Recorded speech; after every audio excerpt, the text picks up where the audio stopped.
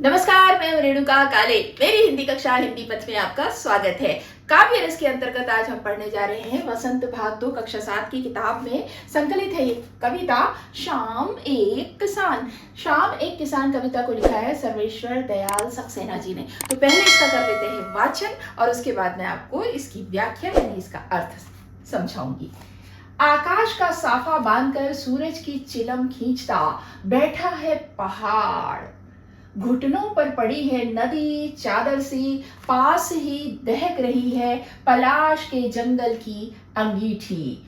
अंधकार दूर पूर्व में सिमटा बैठा है पेड़ों के गल्ले सा। अचानक बोला मोर, जैसे किसी ने आवाज दी, सुनते हो? चिलम औंधी, धुआं उठा, सूरज डूबा, अंधेरा छा गया। तो देखा आपने, ये कविता जो है ना, ये एक जाड़े की शाम के प्राकृतिक दृश्य का वर्णन कर रही है। और जाड़े की ये जो शाम जो है ना, इसे किसान के रूप में यहाँ पे देखा जा रहा है। तो इसमें कवि क्या कहते हैं कि आकाश का साफा बांधकर सूरज की चिलम खींचता बैठा है पहाड़।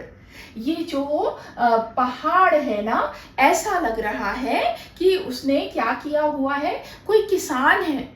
पहाड़ जो है कोई किसान है जिसने क्या कर रखा है, आकाश का साफा बांध रखा है।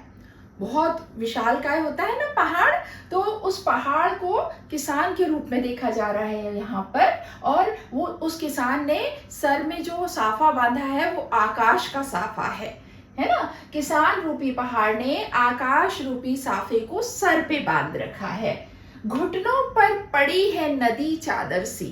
अब पहाड़ों से नदी बहकर नीचे उतरती है ना, तो उस नदी को देखकर कवि की कल्पना है कि ये जो नदी जो है ना, वो ऐसी जान पड़ रही है जैसे कि उस किसान के घुटनों पर कोई चादर पड़ी हो।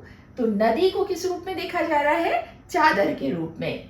पास ही दहक रही है पलाश के जंगल की अंगीठी। और कवि पलाश के फूलों को देखकर कल्पना कर रहे हैं कि ये पलाश के लाल लाल फूल ऐसे दिखाई दे रहे हैं जैसे कि जंगल में दूर कहीं दहकते अंगारों की अंगीठी जल रही हो। अंधकार दूर पूर्व में। अब भाई, जब शाम होने लगती है तो पूर्व दिशा में सूरज उगता है और पश्चिम दिशा में जाकर डूब जाता है। तो जिस पूर्व दिशा में सुबह के समय में उजाला फैला हुआ था, अब वो दूर क्षितिज में पूर्व दिशा में वहां क्या दिखाई दे रहा है? अंधकार दिखाई दे रहा है। सिमटा बैठा है पेड़ों के गल्ले सा।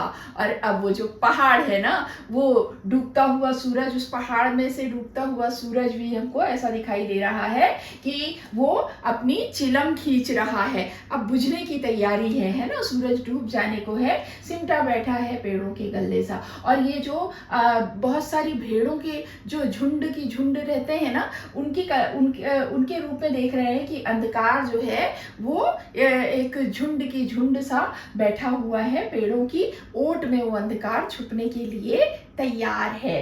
तो ये इतना प्यारा शाम का वर्णन है। ये कल्पना है कवि की। पहाड़ को देखकर, नदी को देखकर, जंगल में जो पलाश के पेड़ लगे हैं उनको देखकर, अंधकार को होता हुआ देखकर, है ना, डूबते हुए सूरज को देखकर, ये सारे कल्पनाएं कवि ने कर रखी है। किसान माना है पहाड़ को, साफा बांधा हुआ है माना है आकाश को, और पलाश के जो फूल हैं उनको दहकते हुए अंगारे अंगीठी में है, ऐसी कल्पना की है। और पेड़ों का झुरमुट जो है उसको, जो भेड़ का एक ऐसा झुंड सा होता है ना, संध्या समय में वो जब घरों को लौट रहा होता है, तो वैसी कल्पना की है पेड़ों के झुंड को देखकर। और अंधकार को पूर्व दिशा में फैलता हुआ देखकर और सूरज को पहाड़ से डूबता हुआ देखकर कल्पना ने की है कवि ने कि वो ऐसा लग रहा है कि पहाड़ चिलम खींच रहा है। वो किसान जो है